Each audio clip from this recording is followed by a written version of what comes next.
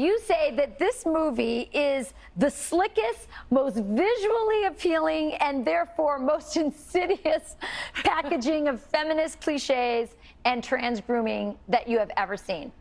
Who's excited for the Barbie movie? Not the ladies at Fox. It must be exhausting working at Fox News, trying to find anything that has joy in it and just wringing the life out of it. 7-year-old and a 14-year-old, and they've been talking about going to see Barbie for weeks now. They've seen the posters, they saw a trailer before the Spider-Man movie, and I didn't even know it wasn't like PG, but apparently it's PG-13. It's full of suggestive humor.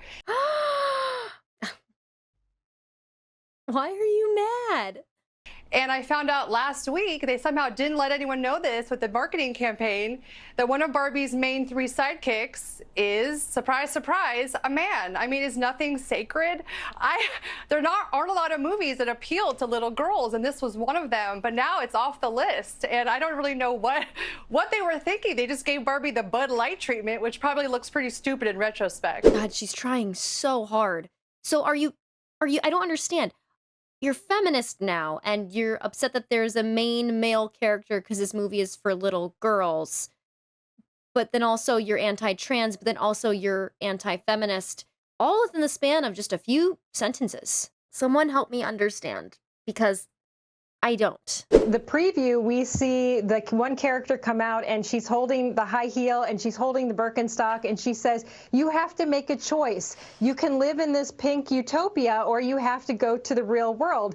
And I thought it was funny because I'm like, I kind of see like a biblical reference here where the serpent is saying you can either choose to know all, and she ends up not wanting to, but she chooses that. And I thought, well, I'd like to see how it plays out, because from the perspective of a mom who has 4 girls and having watched many Barbie shows, I just sort of wonder, when she goes to the real world, is it really ugly? Because there are a lot of things that are really ugly that little girls need to understand. And I'm not saying that this is a good thing, but it might just show people that it is nice to have a man who dotes on you and you have a career and you raise your sisters and you're a really strong woman. And perhaps the real world where men are not so great is not so great.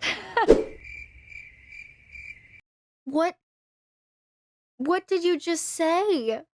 Every other thing you said contradicted the thing that came before it somehow. And it was all also terrible. I don't think she knows what she's saying. But first of all, the biblical implication of there is the real world where you can have a career and be smart and not have to rely on a man, and how somehow that's the bad option, and also it's biblical. So you're admitting that Christianity wants to keep women in a place of submission, I guess. But then she turns around and says that you can have a career and be a strong woman, but then also you need a man to dote on you and take care of you. And I honestly am not entirely sure which point she was honing in on. Well, if they want to be joyless losers who don't see the Barbie movie, then let them be joyless losers who don't see the Barbie movie. Because you and I, we're going to see the Barbie movie. And it's going to be great.